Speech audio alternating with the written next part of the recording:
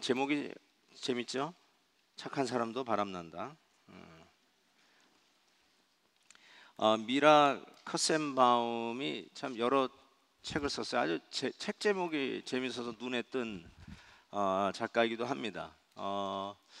실은 이 제목을 이분의 책에서 이 패러디를 했는데요. 이분이 쓴 책 중에 이런 것도 있어요. 당신의 남자를 걷어찰 준비를 하라, 뭐 이런 거라든지, 아니면 뜨겁게 사랑하거나 쿨하게 떠나거나. 괜찮죠? 뜨겁게 사랑하거나 쿨하게 떠나거나, 차든지 덥든지 둘 중에 하나 그런 말씀 같기도 하고. 근데 이분이 그 보스턴의 그 체스너 힐 요 치료소가 있어요. 이렇게 상담하고 하는데 한 30년 이상 이 상담 치료를 하면서 거기에서 이제 나오는 지혜들을 이제 책으로 엮었는데, 특별히 이제 이 부분에 왜 남자가 혹은 여자가 이렇게 바람이 나는가, 그리고 왜 외도를 하는가, 이런 부분에 대해서 아주 그 30년 임상 경력에서 배운 지혜들을 책으로 모아서 아주 참 의미가 있습니다. 거기에 보니까 이런 말을 썼어요. 모든 기만과 배신 행위의 배경에는 깊은 불만족이 자리 잡고 있음을 알 수 있다. 그러니까 불만족이 있다는 거예요. 이 부부 사이에, 남녀 관계에 불만족이 있어요. 근데 솔직히 우리가 부부 사이가 불만족스럽지 않습니까?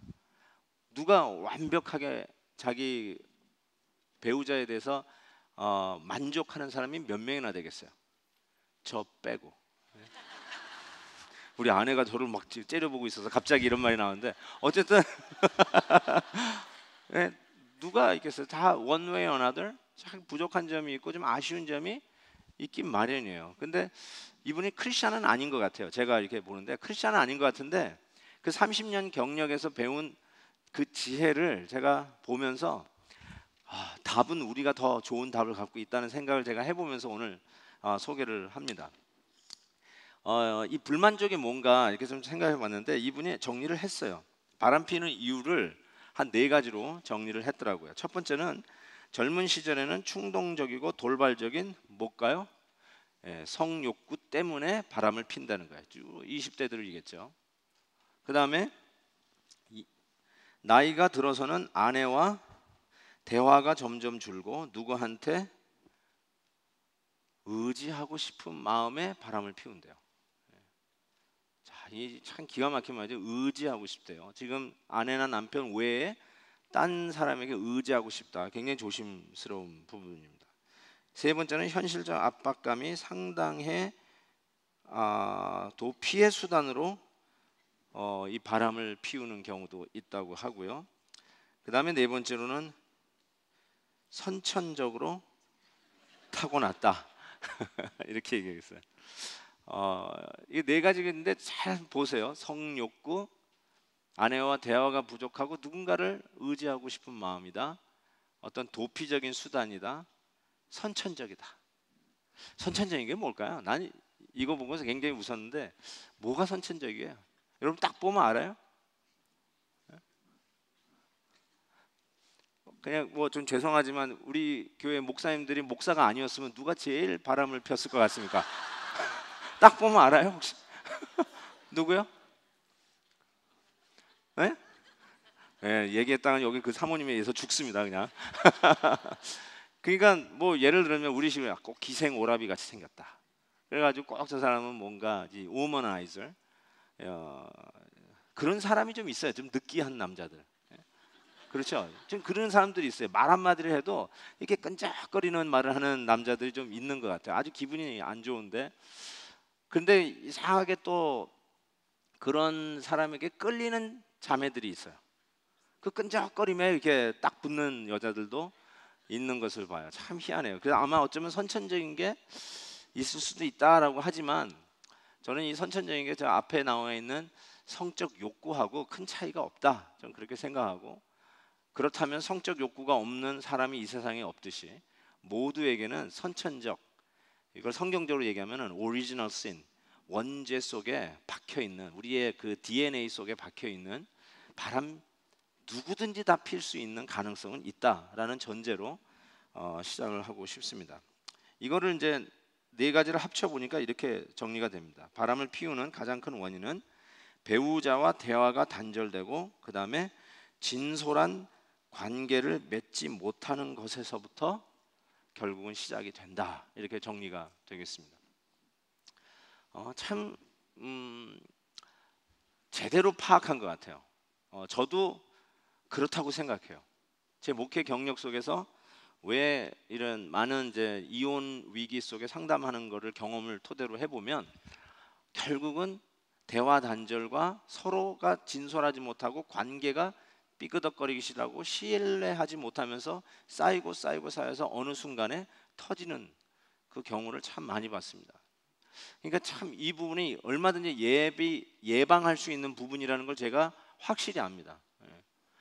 우리는 원래 만나지 말았어야 할 관계는 없는 것 같아요. 제 확신은 그래요. 그런데 미리 예방을 하지 않아서 결국은 수습 불가능한까지 터지기 때문에 결국은 부부가 헤어지는 경우도 생기는 것을 보게 됩니다. 자, 이러한 이유들을 좀 전제로 하고 한번 왜 이런 것들이 나타나는가, 좀 증후군들을 몇 가지 좀 일단 살펴봅니다. 일단 성경적으로 증후군이 나타나는데, 이 다윗 왕의 별명이 하나님 마음에 합한 자예요. The man who goes after God's own heart. 하나님의 마음에 합한 자라고 하는 이 별명을 받은 이 다윗인데, 이 다윗, 지금도 다윗만한 성군이 없죠. 다윗의 계보에서 예수님이 나왔어요. 그 유다에 지파해 주시겠다는 그 약속을 다윗을 통해서 주셨는데도 불구하고 다윗이 가장 치욕적이고, 어쩌면 지금 천국에서 다윗이 오늘 우리 베들기를 본다면 아주 그냥 부끄러워가지고 어디 지금 쥐구멍에 들어가 있을 것 같은 순간일 겁니다. 지금 그런데 실은 이 증후군이 이미 있었다는 걸 알 수 있는데, 신명기 17장, 여러분 신명기는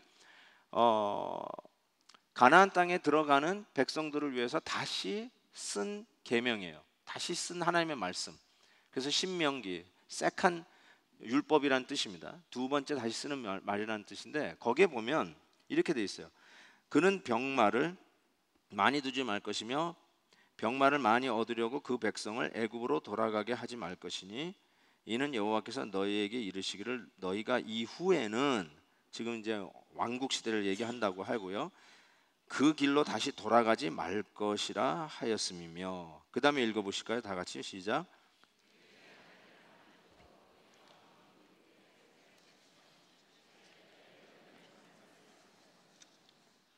그렇죠. 이미 아내를 많이 두지 말라고 그렇게 얘기했어요. 실은 그 당시 왕은 more than one wife, 둘 수 있는 사회적, 법적 그런 풍토가 되어 있었기 때문에 그것이 뭐 잘못하거나 뭐 스캔들이거나 이러지는 않아요. 실은 왕이 후궁들을 두는 거, 또 우리의 그 왕의 파워를, 로열 패밀리를 키우기 위해서는 후궁을 둘 수 있을 만큼 두는 것도 실은 괜찮다라고 하는 그런 상황이에요. 그럼에도 불구하고 하나님은 이미 이때를 두고 말씀하시기를 아내를 많이 두지 말라 그랬어요. 여러분, 다윗이 아내가 몇 명입니까? 밧세바가 몇 번째 아내라고 생각하십니까? 세 번째. 오케이. 자, 제가 한번 보여드릴게요. 이게 다윗의 아내들인데요. 하나 빠져 있어요. 누구 빠져 있을까요? 첫 번째 아내가 빠졌어요. 누굴까요? 미갈. 네, 미갈이에요. 미갈. 누구의 딸이죠? 사울 왕의 딸이에요. 법궤를 가지고 예루살렘 궁으로 들어올 때 다윗이 옷이 벗어지는 줄 모를 정도로 춤을 추고 기뻐하는 것을 조롱했어요. 그래서 미갈은 그 이후에 어떤 하나님의 심판을 받습니까? 평생 뭘 못 낳나요? 네, 자식을 못 낳아요. 그래서 저기는 이제 자식 낳는 이렇게 아이를 낳는데, 어쨌든 여기 보니까 암논입니다. 예. 그러니까 암논이 그 맏아들이에요. 제일 맏아들이죠. 그 다음에 세 번째 아내가 아비가일입니다. 나발의 아내였죠. 그렇죠? 무식한 남편 나발의 아내였어요. 결국 다윗이 이 여인을 나중에 또 취하게 돼요. 지혜롭게. 안 그러면 벌써 다 죽었죠. 그래서 이 아비가일이 세 번째 아내인데, 이 아비가일의 아들이 길르압입니다. 그 다음에 아히노, 아비가, 마아가. 이 마아가에게 압살롬하고 다말이 나오죠. 다말은 누구에게 겁탈을 당하죠? 바로 이 아히노함의 아들 암논에 의해서 겁탈을 당해요. 자기 이복 여동생을 겁탈을 하죠. 그리고 보세요. 한참 나가다가 하나, 둘, 셋, 넷, 다섯, 여섯, 일곱, 여덟. 밧세바가 9번째. 놀랐죠? 그러니까 보세요. 제가 이거 뭐 이렇게 하는 거예요. 그 뒤에 보니까 그 외에 해가지고 주르륵 그냥 첩들도 많이 두셨는데, 밧세바 때가 벌써 8번째, 9번째 되는 걸 봐서 이미 하나님의 말씀에 등한히 하고 있는 상태가 지속되고 있었다는 것을 우리가 이거 간과해서는 안 돼요. 이게 벌써 위험한 겁니다. 여러분 지금 이거 보고 부러워하는 남자들 계세요? 내가 벌을 받더라도 일단 이렇게 한번 많고 한번 보고 싶다라는 분 혹시 계세요? 여러분 꿈도 꾸지 마세요. 여러분 이것이 벌써 이것만 봐도 다윗에게 참 벌써 이러한 말씀에 등한히 하는 벌써 이유가 있었다. 불순종하는 것이 이미 증후군으로 나타나고 있다. 여러분 여러분의 삶도 한번 살펴보세요. 뭐 이런 아내를 많이 두때 나는 이거는 확실해. 근데 하나님의 말씀을 불순종하는 것들이 뭐가 있는지 한번 잘 살펴보세요. 알면서도 지속적으로 이그노어하고 있는 거. 나는 누가 이런 걸 지켜 하고 그냥 접어놓고 그냥 제껴놓고 아예 그냥 그 길을 계속 치닫고 있으신 분. 그게 벌써 더 큰 사단이 날 증후군의 한 증세로 나타나고 있다는 사실 기억하셔야 됩니다. 그 다음에 오늘 본문에 보면 1절에 통해서 우리가 아는데 잘 나갈 때 영적 나태함이라고 할 수 있어요. 1절을 한번 보십시다. 다 같이 한번 또 한번 읽어볼까요? 시작.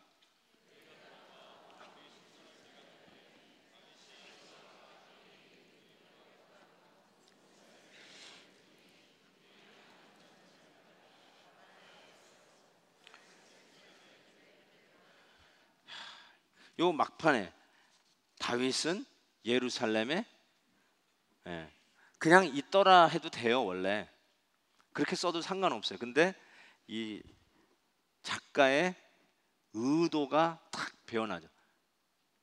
다윗은 예루살렘에 나가 같이 싸우지 않고 가로 닫고 그대로 있더라. 벌써 나태해진 것이죠. 같이 희생하고 같이 동고동락했던 그 굴 속의 사람들과 같이 한솥밥을 먹으면서 지냈던 그 시절이 지나가고 이제 모든 것이 한가로워지고 이제 안정되었을 때, 그리고 이제는 수하들이 나가서 전쟁을 할 때 자기 혼자 왕궁에서 유유자작, 어떻게 보면 굉장히 뭔가 좀 소일할 일이 없을까라고 하는 그런 허전함 혹은 외로움, 좀 외로움이라고 생각해요. 다윗이 왜 왕궁을 거닐었을까? 그냥 와 오늘 날씨 좋다, 꽃냄새 맡으면서 좀 음악 소리도 탁 들으면서 신나고 뭐 그냥 충만한 상태가 아니라 왜 거닐었을까? 저는 그냥 생각해 보는데 무지 외로웠던 것 같아요. 아내가 이렇게 많았는데도 외로웠던 것 같아요. 아까 얘기하는 대로 왜 이런 남자와 여자가 바람을 피는가? 결국은 외로움이에요. 대화할 사람이 없는 거예요. 기댈 사람이 없는 거예요. 외로움이에요. 그러다가 찾는 거죠. 저는 그런 부분에 있어서 다윗이 참 외로웠을 것 같다라는 생각을 해보게 됩니다.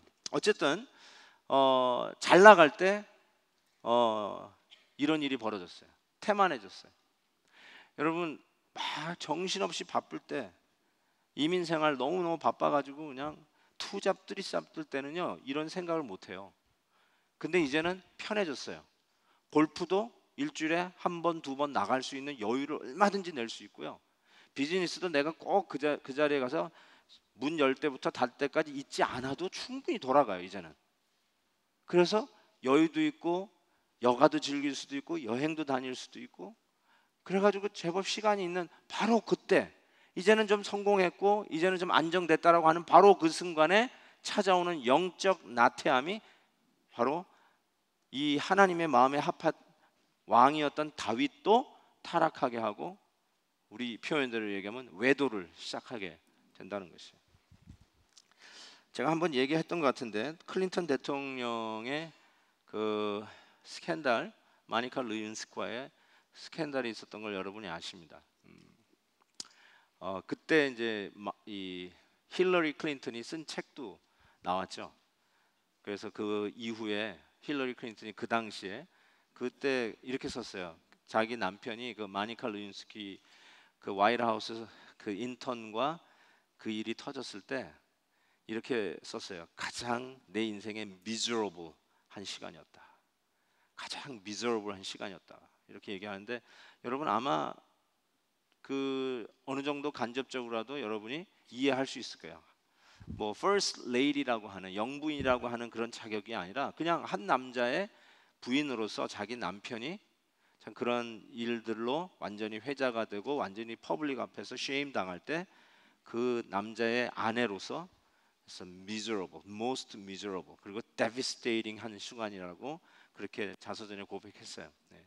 제가 그 책이 나왔을 때 반센 노블에서 그 책을 픽업해 가지고 그 부분부터 봤어요. 힐러리 클린턴이 그때 어떻게 느꼈을까? 근데 딱 그게 나와요.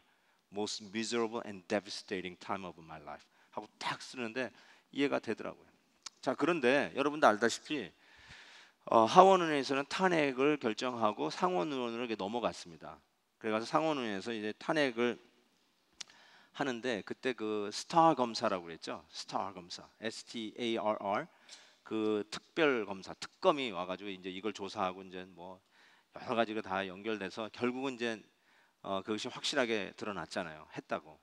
그렇게 했는데 결국 이렇게 했는데, 여론은 그의 성적인 사생활과 그의 대통령 직무 능력과는 아무 상관없다. 이렇게 얘기했어요. 그게 여론의 대부분이었어요. 그래서 whatever he does in his house or in his private life, we have nothing to do with it as long as he does good job as a president of United States. 대통령으로서 직무 능력만 잘하고 외교 잘하고 경제를 잘 발전시켜서 우리가 백성들이 편하기만 하면 who cares what he does in his private life. 그가 사적인 생활에서 뭘 하든지 아내가 둘이든 셋이든 we don't care 라고 했다는 것이죠. 그 여론이 반영이 돼가지고 결국은 상원의원에서 탄핵안이 부결됐어요. 요 부결된 거 가지고 뉴욕타임즈에서 이렇게 꼬집었어요. 수술은 잘 됐으나 환자는 죽었다. 이렇게 얘기했어요. 내가 이걸 보고 참 명쾌하다. 명쾌하게 썼다.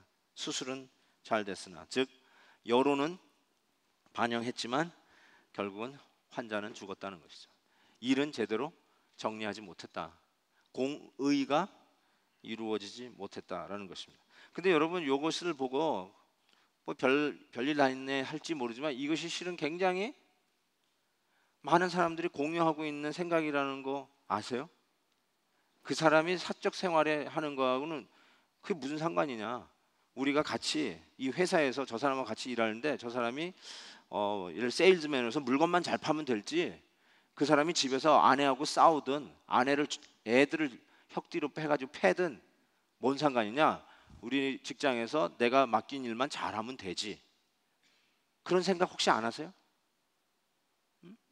또 여러분도 그럴 수 있어요. Who cares?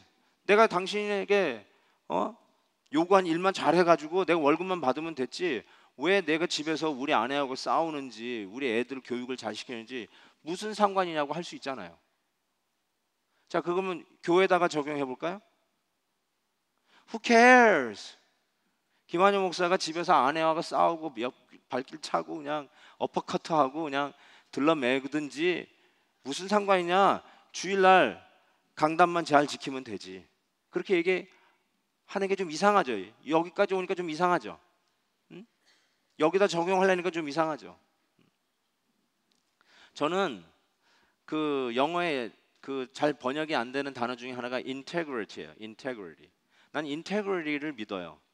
integrity라는 게 무슨 말이냐면 여러분이 집에서 아내를 대하는 태도는 그것이 교회에서 다른 성도들을 대하는 태도에 반영이 돼요. 여러분들이 집에서 자녀들을 어떻게 대하느냐가 교회 와서 목사와 얘기할 때 그 태도가 나와요.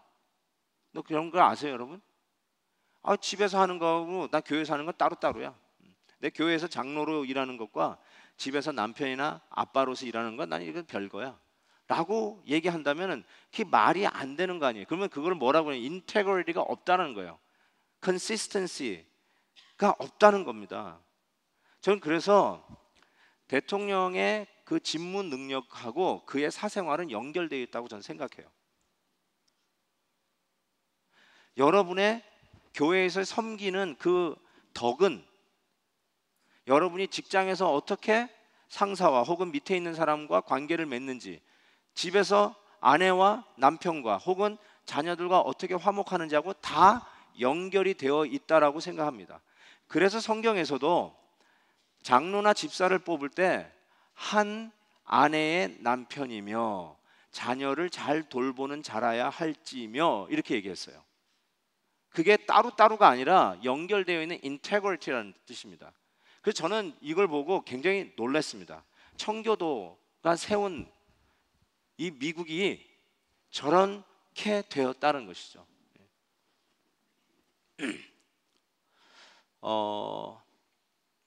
지난 월요일 날 그 커네리컷 대학하고 켄터키 대학 농구팀이 파이널에 붙었어요. 그래가지고 그 달라스의 그 AT&T 스테디움 그 풋볼 구장을 농구장으로 바꿔가지고 거기서 이 경기를 하는데 진짜 대단하더라고요.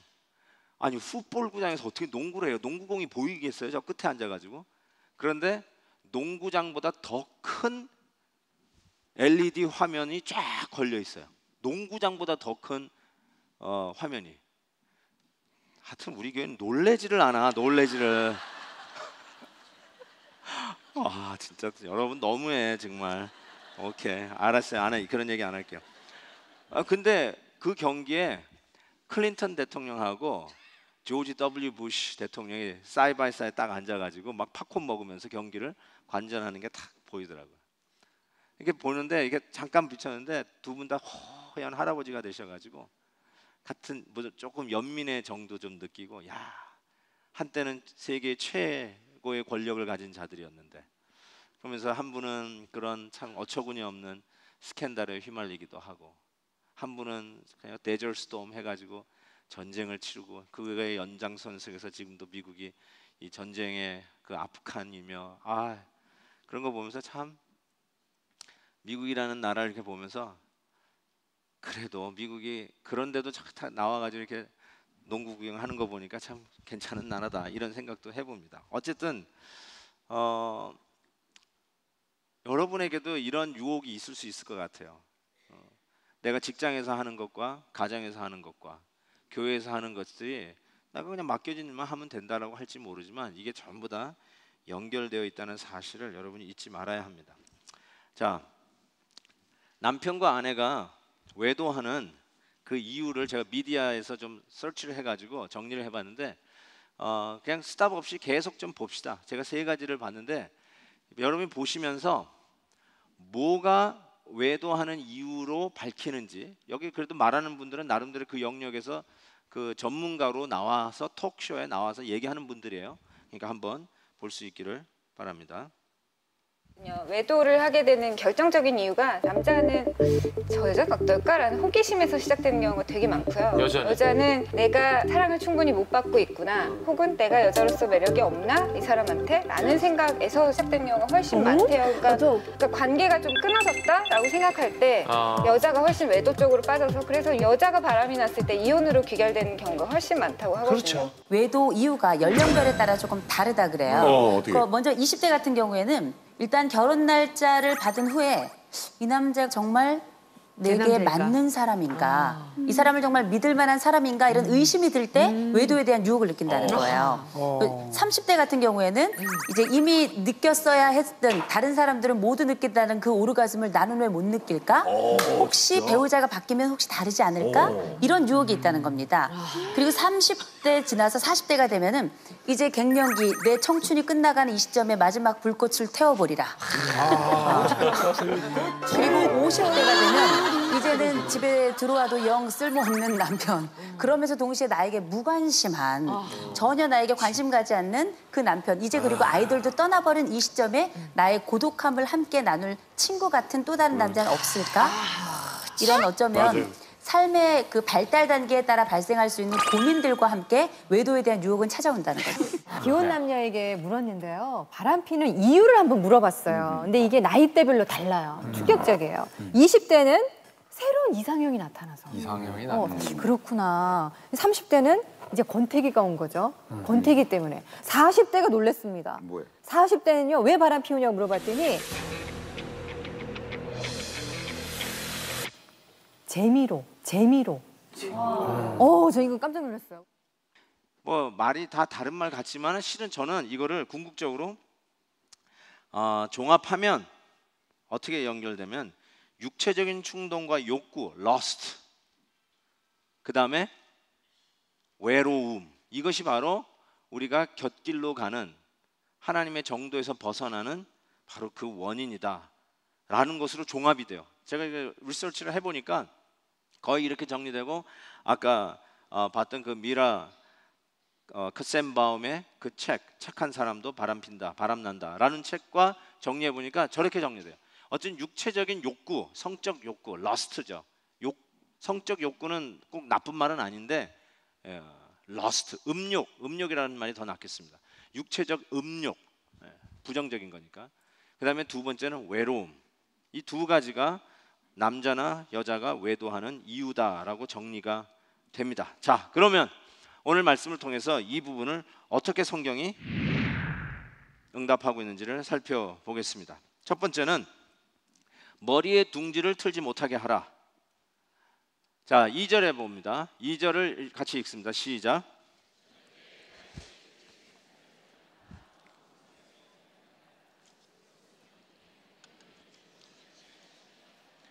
예, 여인이 목욕하는 것을 보았어요.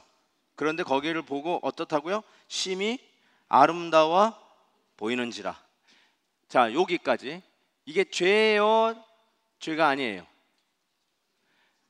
목욕하는 여자를 봤는데 아름다워 보였어요. 이게 죄예요, 죄가 아니에요? 이러기에요, 정말? 왜 또 이렇게 가운데를 엉엉이 타세요? 자, 저는 이거는 지극히 자연스럽다고 생각해요. 아름다운 여자가 목욕하는 거를 이렇게 봤다. 물론 뭐 이렇게 일부러 막 벗은 사진을 모아가지고 보는 이건 죄지만, 이게 이렇게 어떻게 보게 됐어요. 이게 그 예루살렘 가서 보시면요, 이 지붕이 전부 다 이렇게 편편합니다. 그래서 이렇게 다닐 수 있고, 왕궁은 높은 데 있으니까 그 옆에 있는 집들이 다 내려다 보여요. 그러니까 목욕하는 모습을 볼 수 있는 확률이 있다. 뭐 어떤 분은 밧세바가 일부러 보이는 데 나와가지고 목욕했다, 이렇게 얘기하는데 전혀 근거는 없습니다. 근거가 없고요. 밧세바가 일부러 그랬을 리는 없어요. 왜냐하면 나중에 우리아가 죽었을 때 우는 아내의 모습을 봅니다. 그건 아닌 것 같아요. 그래서 그건 너무 지나치게 다윗을 좀 비호하려고 했다는 의도가 보이는데, 어쨌든 충분히 그럴 수 있는 확률이 있어요. 보는데 아름다워 보여.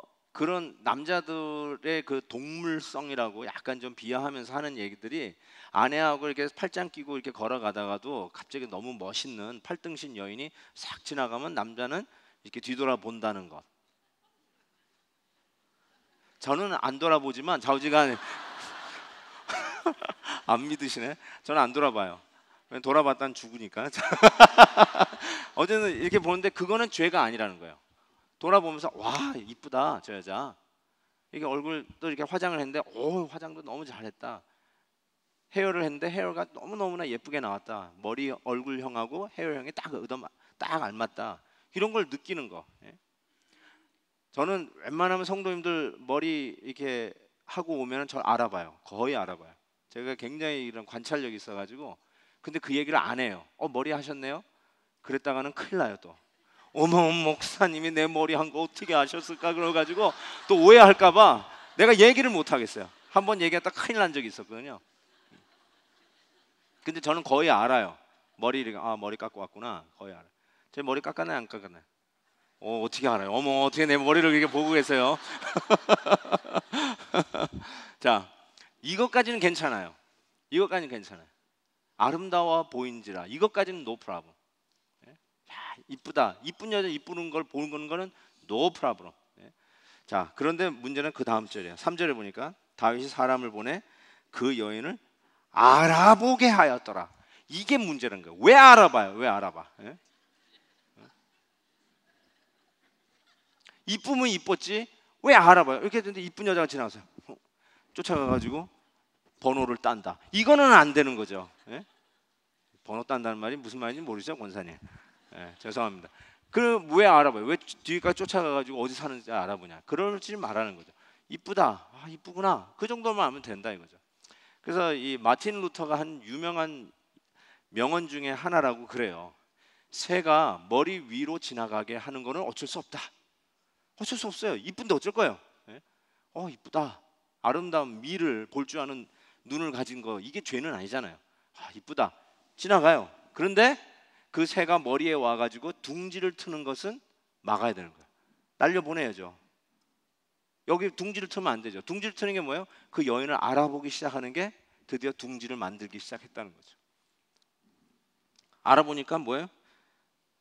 햇사람 우리아의 아내 밧세바라고 그랬어요. 밧세바. 그러니까 뭐예요? 남의 여자라는 거죠. 임금이라도 여러 후궁을 둘 수 있는 그 위치에 있다 할지라도 남의 여자는 뺏을 수 없어요. 그건 왕이 할 수 없는 일이에요. 그런데 남의 여자라고 했잖아요. 그런데도 계속 둥지를 틀었다는 거예요. 그걸 저는 아까 얘기하는 음욕이라고 이야기할 수 있습니다. 음욕, lust. 아까 많은 분들이 사회적인 방송에서 또 책에서 기독교인이 아니더라도 왜 남자 여자들이 이런 일을 벌이는가를 추구해 봤더니 그게 선천적이다부터 시작해가지고 충동적이다, 호기심이다, 나는 왜 오르가즘을 못할까, 이런 여러 가지를 이야기를 하는데 그게 결국은 다 음욕이거든요. lust라는 것은 이렇게 정의를 할 수 있을 것 같아요. 나의 욕구를 채우기 위해서 상대방을 수단으로 여기는 자체, 그게 음욕이에요. 그러니까 여러분, 내 쾌락을 위해서 상대방을 수단으로 여기기 시작할 때, 인격체가 아니라 수단으로 여길 때, 그 사람이 목적이 아니라 수단이 될 때, 그때 음욕이 됩니다. 이거는 부부 관계에서도 음욕이 가능하다는 뜻이에요. 부부가 아닌 사람에게는 당연히 음욕이지만 부부끼리도 음욕을 할 수가 있어요. 왜냐하면 남편이 아내를 자기의 어떤 쾌락을 채우는데 방법으로만 쓴다면 그것도 남편과 아내 사이에서 일어나는 음욕의 관계예요. 마찬가지예요. 아내도 남편을 단순히 어떤 자기의 쾌락과 자기의 목적을 이루기 위한 수단으로만 남편을 취급한다면 그것도 음욕이에요. 꼭 그게 성적 음욕이 아니더라도 자기의 사치생활, 자기가 누리고 싶은 거를 채울 수 있도록 밖에 나가서 돈을 잘 벌어오는 돈 버는 기계 정도로만 생각한다면 그것도 음욕이에요. 부부 사이에도 음욕이 틀림없이 존재합니다. 머리 위로 지나가는 거는 it's okay. 그러나 머리에 둥지는 틀지 못하게 하라는 것입니다. 근데 다윗이 그걸 못했어요. 밧세바를 알아봤어요. 자, 두 번째는 어떻게 이런 부분을 이길 수 있냐면, 실은 자세히 보면 회개할 기회를 하나님이 다윗에게 참 많이 줬다는 것을 파악할 수 있어요. 첫 번째, 아까도 얘기한 것처럼 알아봤어요. 알아봤더니 햇사람 우리아의 아내였다는 것을 알게 되었습니다. 이게 무슨 말이에요? 알아봤는데 남의 여자래. 그러면 끝. 뒤돌아. 앞으로 가 이러면 끝나는 거예요. 그러면 돼요. 그게 회개예요. 아, 아니구나. 아, 하나님 잘못했습니다. 그럼 가면 돼요. 근데 남의 여자라고 했는데도 불구하고 어떻게 해요? 알아보면서 5절에 보니까 이렇게 얘기해요. 결국은 불러가지고 관계를 맺죠. 관계를 맺었는데 그 다음 기회를 보니까 다윗에게 이 밧세바가 사람을 보내서 이렇게 얘기했어요. 내가 뭐 했다? 임신하였나이다. 성경에는 안 나오지만 그 다음에 무슨 말을 했을까요? 내가 임신했슈, 책임지으슈, 이거 아니에요? 책임지라는 거죠. 책임져. 그러면 이 부분에서 어떻게 해야 될 것 같아요? 이 부분에서는 책임져야죠. 그러면 회개할 수 있는 또 다른 명백한 기회였다라고 생각을 합니다. 그런데 다윗은 이때도 회개를 하지 않습니다. 그리고 오히려 자기의 죄를 은폐하려고 또 머리를 쓰기 시작합니다. 그게 8절에 나오는데 그가 또 우리아에게 이르되, 즉 남편 어떻게 해요? 제일 상식적이면 남편 빨리 데리고 와. 지금 전장에 나가 있는데 빨리 집으로 귀가시켜. 그래가지고 아내 밧세바하고 동침해. 그래서 아기가 나도 낸지 자기 애라고 생각할 수 있도록 참 이런 머리를 쓰게 됩니다. 그런데 여러분 어찌된 일입니까? 11절에 보니까 내가 어찌 네 집에 가서 먹고 마시고 내 처와 같이 뭐 하리까? 자리이까? 앉았어요. 아내의 방에 안 들어갔어요. 참 이 부분이요 저한테는 굉장히 큰 감동으로 와닿더라고요. 우리아가 참 괜찮은 남자다. 너무 멋있는 장군이다. 그리고 정말 애국자이고 왕에게 충성을 다하는 충복이다. 이런 시나 100년에 하나 나올까 말까한 너무 인물이다 라는 생각을 해봤어요. 여러분 전쟁터에 나가 있는 군인이에요. 하루 갔다 온 게 아니라 몇 날 며칠이에요. 몇 날 며칠. 이 군인이 지금 전장에 지금 몇 달째 가 있는지 몰라요. 전쟁 끝나기 전까지는 귀가가 안 됩니다. 그런데 특박을 임금이 허락해서 come back home.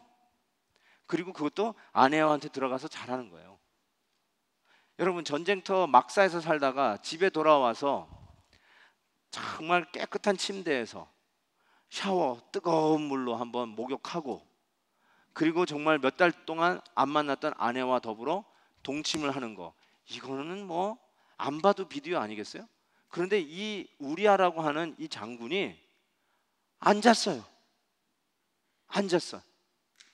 내가 어찌 집에 가서 먹고 자고 이렇게 편하게 아내와 더불어 잘 수 있겠습니까? 라고 했다는 것입니다. 야, 지금 내 장수들이, 내 병사들이 저렇게 전장터에서 고생하고 있는데 나 이럴 수 없다. 정말 괜찮은 장군이에요.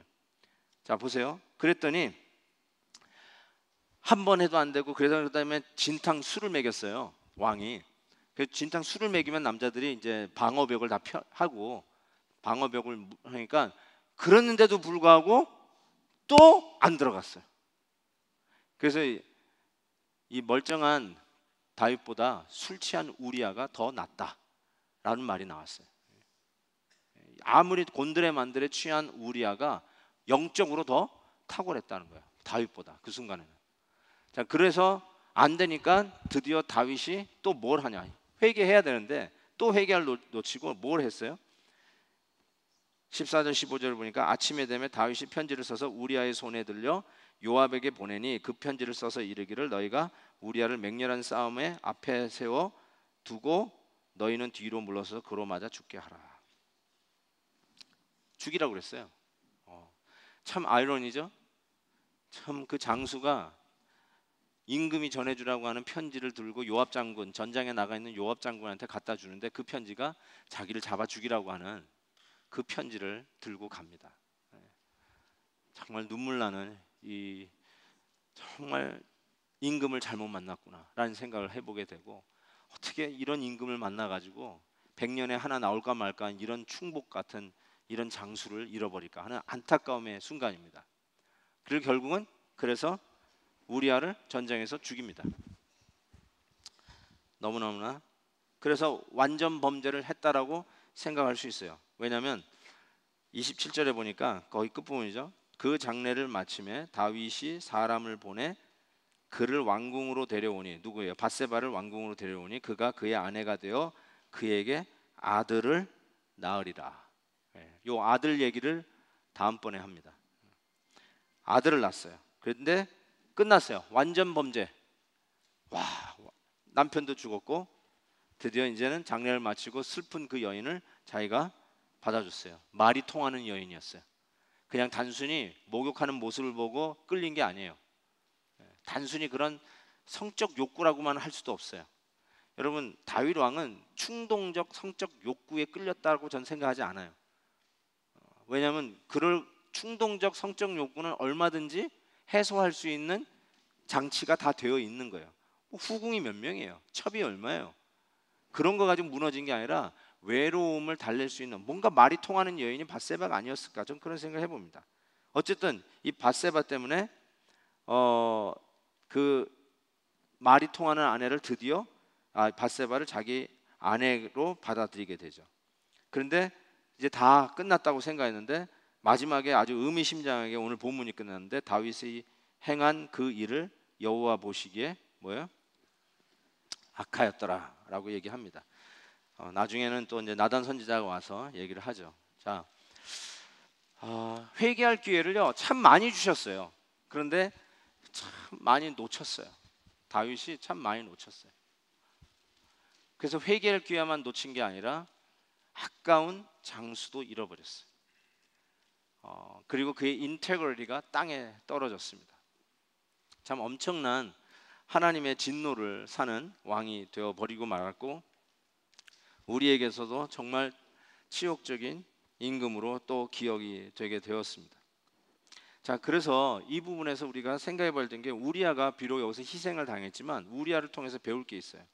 자, 우리아를 통해서 오히려 이 시대에 이 소위 그 프리섹스에다가 이 성적 도덕이 문란해진 이 시대에 어떤 답을 좀 찾아볼 수 있을 것 같아요. 첫째로 약속을 지킨다. 이게 무슨 약속이냐면요, 사무엘상 21장에 보니까 다윗이 제사장에게 대답하여 이르되 우리가 참으로 3일 동안이나 여자를 가까이 하지 아니하였나이다. 내가 떠난 길이 보통 여행이라도 소년들의 그릇이 성결하겠거든. 하물며 오늘 그들의 그릇이 성결하지 아니하겠나이까 하며. 이 뭘 얘기하는 거예요? 군인들이요 전쟁에 나갈 때 뭘 하냐면 성결 예식을 해요. 전쟁에 나가서 승리를 하든 나가 죽든 전쟁이 끝나기 전까지는 다시 아내와 돌아와 동침하지 않아요. 그게 군인들의 헌신이고 커미트먼트예요. 그래서 우리 교회도 이제 5월 달인가 우리 중고등부 학생들 중심으로 정결 예식, 퓨러리, 결혼하기 전까지 나의 성에 지키겠다고 하는 그 예식을 하는데, 바로 군인들이 그 예식을 했어요.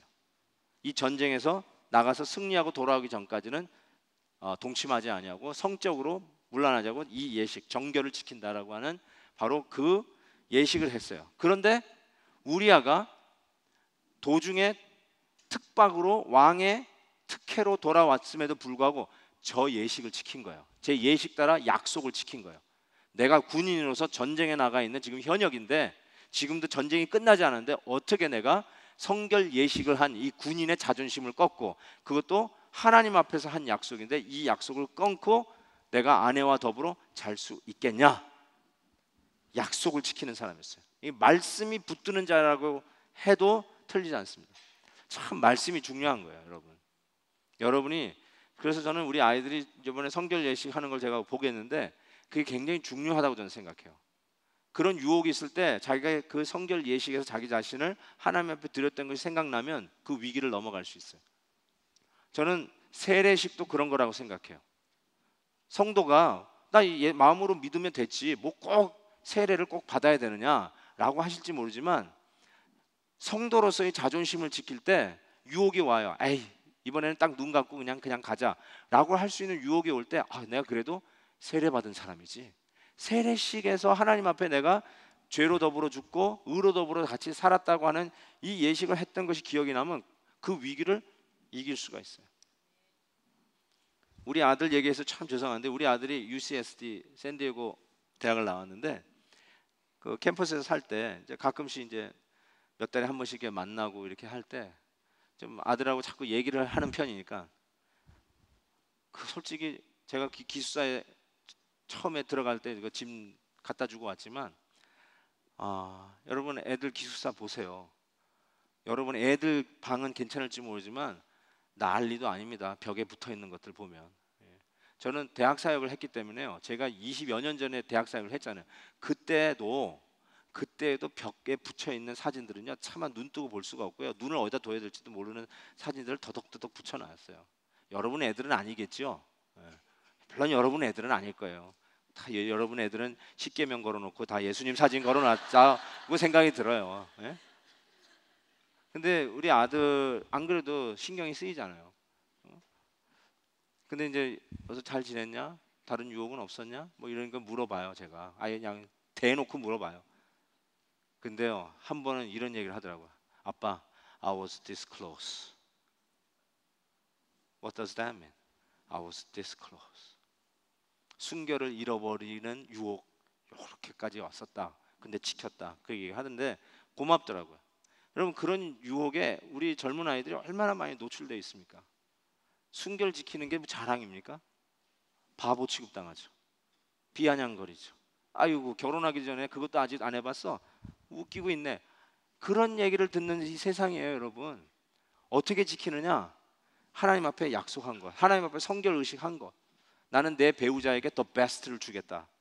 누가 내 배우자가 되는지를 알아야죠. 연애야 할 수 있겠죠. 데이트는 할 수 있겠지만 최고를 우리 앞으로 나의 베스트, 내 아내를 위해서, 내 남편을 위해서 내가 지키고 있겠다. 그게 필요한 것이죠. 저도 우리 아내가 실은 세 번째 여자예요.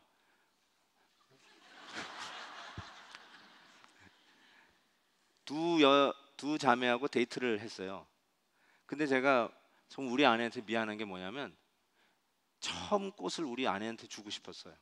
근데 처음 꽃을 그 엉뚱한 자매에게 줘버렸어. 난 그게 너무너무 통탄스러워. 그래서 함부로 꽃 주면 안 되겠구나. 데이트할 때도 아내에게 첫 꽃을 주고 싶어. 또 하나는 제가 손수 쓴 시를 썼어요. 시를 해가지고 핸드라인으로 시집을 만들었어요. 그 예쁜 공책 있잖아요. 한 100페이지 되는 예쁜 그 밖에 이렇게 골드로 이렇게 하는 거. 거기다가 시상에 떨어졌던 시를 딱 써가지고 그 한 권을 만들어가지고 또 우리 아내한테 줘야 되는데 그 뭐 나 정말 아까워 죽겠어요 그거. 제가 왜 이 얘기를 하냐면요, 내가 우리 애들한테도 이 얘기를 해요. 네 아내를 위해서, 퓨처 아내를 위해서 베스트를 킵해라. 심지어 저는 꽃도 아깝고요, 시집 준 것도 너무너무 아까운데 한번 생각해 보세요. 가장 귀한 성결, 순결, purity, 이걸 아내를 위해서, 자기 퓨처 아내를 위해서 혹은 남편을 위해서 지키고 있다는 거, 이게 얼마나 멋있는 거예요. 그걸 지킬 수 있는 것, 하나님 앞에 약속을 하는 거예요. 말씀대로 헌신하는 거예요. 그게 나를 붙들어줘요. 두 번째로는요, 자신을 과대평가하지 말아야 돼요. 9절에 보니까 여러분, 임금이 특박해서 아내와 들어가 자라고 그랬어요. 그랬더니 그러나 우리아는 뭐예요? 집으로 안 갔어요. 집으로 안 갔어요. 한번 생각해 보세요. 우리아가 스스로 생각해, 내가 그래도 남아 이런 준천금 하나님 앞에 약속했는데 끄떡없어. 끄떡없어. 나는 집에 들어가도 우리 아내 건드리지도 않을 거야. 그래가지고 집에 처박처박 딱 들어가서 여보 나왔어. 여기 넘어오지 마. 알았지? 딱 이렇게 얘기한다고 생각해 보세요. 될까요? 그게? 집에 들어가면 끝나는 거예요. 아내가 살랑살랑 꼬시면 그냥 다 넘어가는 거예요. 예? 그렇지 않겠어요? 그래서 가지 말아야 돼요. 그 유혹을 받을 수 있는 자리에 가지 말아야 돼요. 저는 보수적인 경향이 커요. 보수적이라는 게 뭐냐면, 예를 들어서 담배 피는 게 죄냐, 술 마시는 게 죄냐? 아니에요. 그걸 신학적으로 그렇게 얘기할 수가 없어요. 괜찮아요. 담배 피신 분들 천국 갈 수 있어요. 물론 허파에 약간 좀 뭐 구멍이 나 있겠지만 갈 수 있어요. 술 드시는 분들 갈 수 있어요. 진정 예수 그리스도를 나의 주 나의 하나님 믿으면 갈 수 있어요. 술과 담배가 여러분의 천국문을 가로막지 못해요. 전 그걸 확실히 믿어요. 그럼에도 불구하고 술과 담배와 우리 교회에서 금하는 그런 건덕사항들이 여러분들이 하면 그 다음 길로 가는 항상 디딤돌이 돼요. 보수적이라는 말이 뭐냐면 그 디딤돌을 딛지 않는 게 보수적인 거예요. 나는 이거 뒤져도 안 가. 그 다음 안 갈 거야. 여러분, 마약하는 아이들이 바로 마약으로 들어가지 않습니다. 담배 피는 아이가 마약을 합니다. 여러분, 알코올 중독은 죄예요.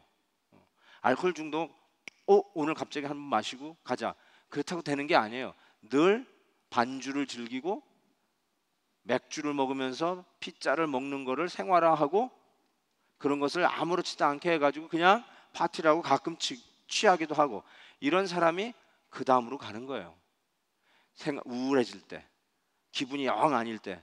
그래서 한번 그냥 술에 의지해가지고 취하면서 어느 날 어느 순간에 그 다음으로 가는 거예요, 여러분. 보수적이라는 말인 그걸 딛지 않는 거예요. 저는 인간의 의지의 연약함을 알아요. 그래서 여러분에게 우리아를 통한 교훈을 배우기를 원해요. 집으로 가지 마세요. 유혹이 있을 자리 뻔히 알면서 가지 마세요. 아멘 합시다.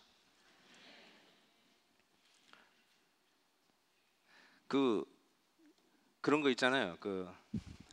제가 예를 들어서 피부병이 있으니까 수영을 하면 안 돼. 근데 수영을 너무너무 좋아하는 거예요.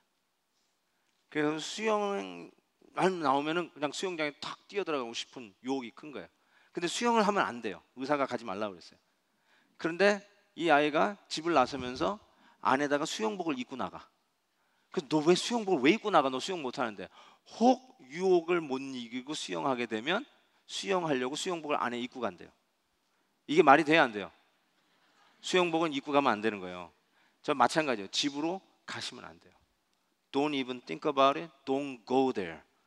예? 그런 데 가지 마세요. 그 다음에 함께 이긴다. 함께 이긴다가 이걸 영어로 얘기하면 accountability예요. accountability. 나를 체크업해 줄 수 있는 사람이 있는 거예요. 나를 좀 붙들어 줄 수 있는 사람이 필요하다는 거예요. 자, 그래서 어떻게 붙들어? 우리아는 집으로 내려가지 않았다고 그랬는데 그것만 가지고는 안 돼가지고 왕궁문에서 주의 모든 부하들과 어떻게 해요? 더불어 잤어요. 같이 잤어요. 같이. 야, 나 혼자 자다가 어우 추워. 아유, 내 아내 집에 갈지. 그러고 갈 수 있잖아요. 그런데 더불어 부하들과 같이 자니까 자기를 지킬 수 있었어요. 함께 하는 거예요, 여러분. 그래서 옆에서 자기를 지켜줄 수 있는 사람이 너무나 필요해요. 부부 관계는요, 아내와 남편이 서로를 지켜줘야 돼요. 서로 솔직하셔야 돼요. 나중에 기회가 있으면 얘기했지만 저는 정말로 아내하고 이런 부분에서 솔직하게 얘기하는 편이에요. 제가 어떤 유혹이나 이런 게 있으면 거의 아내하고 솔직하게 얘기합니다. 그게 서로를에게 참 지켜주는 것. 그래서 함께 간다는 게 너무 중요하고요. 여러분 셀 모임이 참 오픈되면 이런 것도 같이 붙들어주면 좋겠어요. 좋은 장로님하고 사귀세요. 정말 경건한 집사님하고 같이 다니세요. 여러분의 경건 생활에 정말 중요합니다. 독불장군 없어요. 혼자 신앙생활 하는 사람 절대로 없습니다.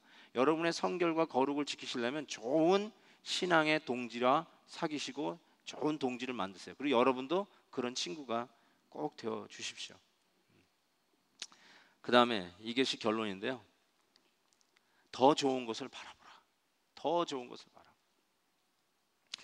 솔직히 우리아가 전쟁터에서 특박으로 집에 나왔을 때 가장 남자로서 건강한 남자로서 아마 편하게 뜨거운 샤워하고 향기로운 냄새가 나는 아내 옆에서 자는 거, 그게 어쩌면 제일 좋은 거였을 수도 있어요. 근데 우리아가 그 유혹을 이길 수 있었던 이유는 더 좋은 것을 바라보았기 때문이라고 생각합니다. 그걸 어떻게 알 수 있냐면 11장 11절 내가 이 일을 행하지 아니하기로 결심을 했는데 누구 앞에서 결심하냐면 왕의 살아계심과 왕의 혼의 살아계심을 두고 맹세하나이다 하니라 이렇게 얘기했어요. 더 좋은 것을 바랐다는 거예요. 여기서 왕의 사심과 왕의 혼의 사심을 두고 맹세했다는 이 표현을 제가 의역하면 바로 이런 거예요. 더 좋은 것을 우리아가 바랐다는 거예요. 아내와 더불어 함께 자는 것보다 그 순간적 짜릿함보다 더 위대한 거, 더 고상하고 실은 어떤 면에서 더 짜릿한 것을 바라보았다는 것이에요. 로마서에도 이런 말이 있어요. 현재에 당하는 이 고난은 장차 받을 영광과 좋게 비교할 수 없도다.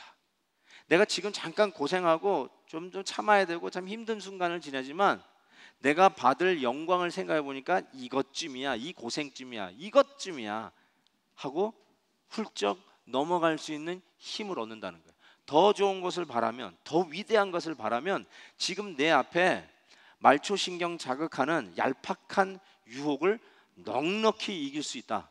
저 좋은 것을 바라봐라 라는 것입니다.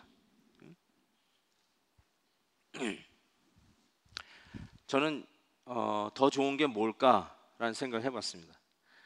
더 좋은 것이 바로 누구겠어요? 참된 왕 누구요? 예수를 바라봐라. 히브리서 기자가 그랬죠. 예수 그리스도를 바라봐라. Fix your eyes upon Jesus. 예수에게 너의 시야를 고정해라. 그게 그냥 각도만 고정하라는 뜻이 아니라 그분의 위대하심과 그분을 통해서 얻는 이 영광된 행복, 그것을 생각하라는 거예요. 이게 얼마나 더 위대한 것인가, 이게 더 얼마나 큰 것인가를 항상 생각하라는 것입니다. 여러분, 저는 다윗 왕의 이 부분은 성경이 얼마나 정직하게 썼습니까?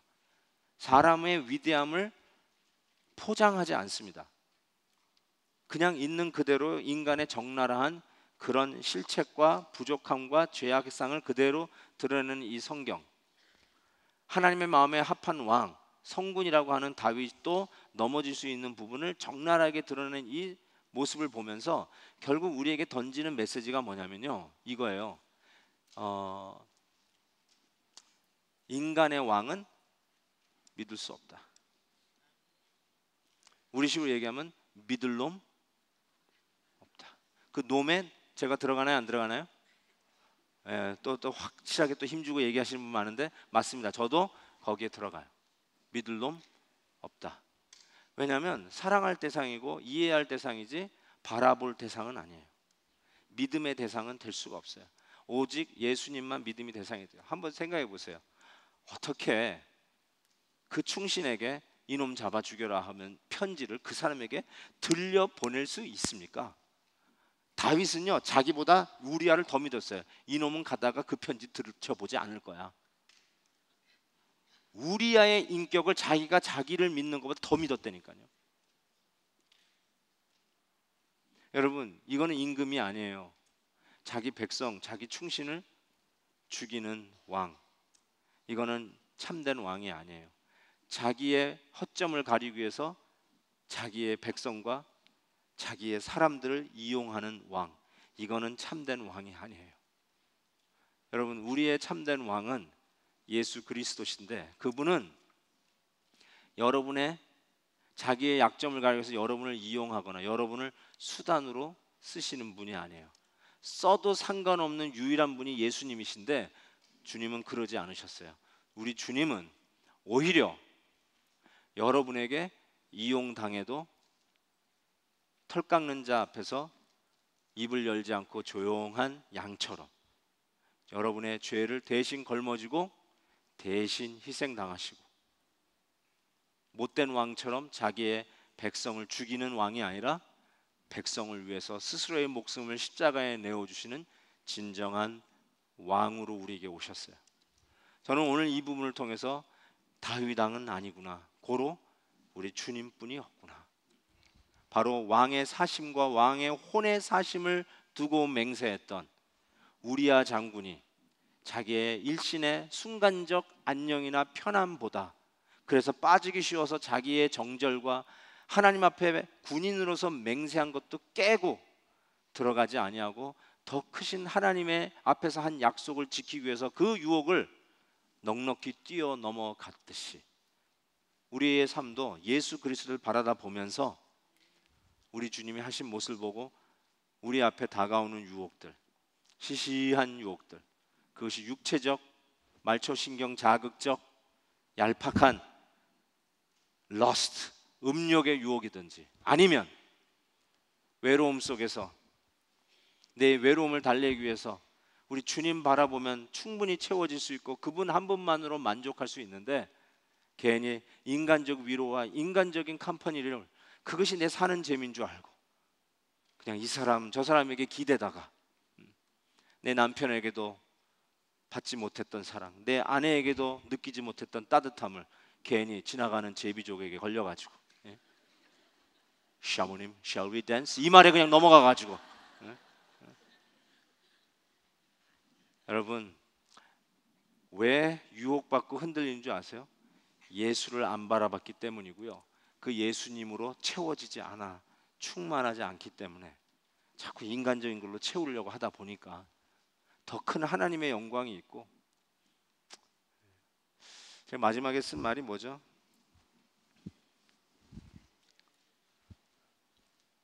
이런 말이 있어요. 디즈니랜드 주인의 아들은 동네 공원 그네 때문에 유혹받지 않는다. 이해되죠? 누가 쓴 말일까요? 제가 만든 말이에요. 제가 누구한테 읽었는지는 모르겠지만 이거 제가 만든 말이에요. 근데 어떤 분이 또 이걸 카피해가지고 디즈니랜드 주인의 아들은 동네 공원 미끄럼 틀에 유혹받지 않는다, 이렇게 쓰면 또 이거 뭐라고 그러지 모르겠는데, 어쨌든 이거 제 말입니다. 정말 맞는 말이죠. C.S. 루이스가 이런 말을 했어요. 하나님은 우리에게 백옥사장 비치를 준비해 놓으셨다. 근데 우리는 집 앞에 흙탕물에서 놀기를 좋아한다. 여러분, 바람난 남자 여자는 집 앞에 있는 흙탕물에서 지 몸 더러워지는 줄 모르고 그게 재밌는 줄 알고 거기서 노는 거예요. 근데 실질적으로 우리 하나님은 너무너무 답답했어요. 왜 거기서 노냐? 빛이 아름다운 멋있는 바다를 준비하고 있는데 너무 안타까워하시는 거예요. 우리의 시야를 들어서 흙탕물에서 노는 게 어린아이에게는 그게 재밌을지 모르지만 정말 좋은 바닷가 백옥사장 준비하신 그 하나님의 놀라운 영광, 진짜 신나는 바다놀이, 거기서 파도를 타고 거기서 보트를 타고 거기서 모래성을 지을 수 있는 그 기가 막힌 데를 준비하고 있는데 거기 가기 싫어가지고 그냥 집 앞에서 흙탕물에서 놀고 있는 아이들의 모습이 얼마나 한심해요.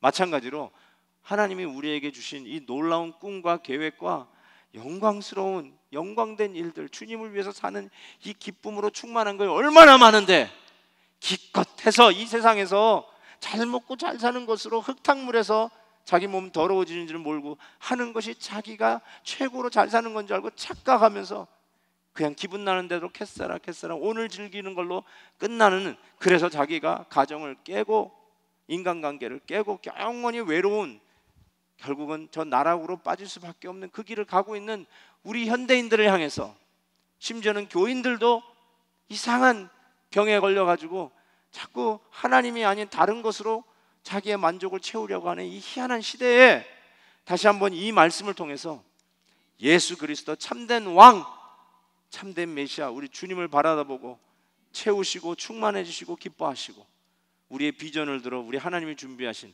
백옥사장 캘리포니아 비치를 보시는 저와 여러분 되시기를 바랍니다. 우리 찬양하십시다. 한번.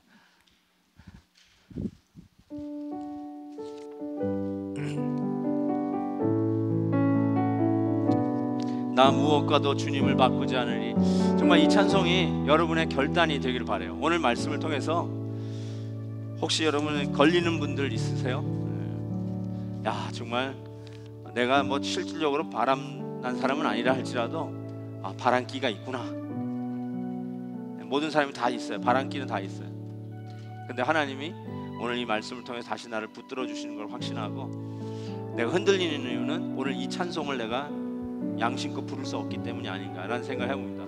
이 찬송을 양심껏 부를 수 있는 사람 되게 해달라는 기도의 제목과 함께 이 찬송을 한번 부릅시다. 나 무엇과도 주님을 바꾸지 않을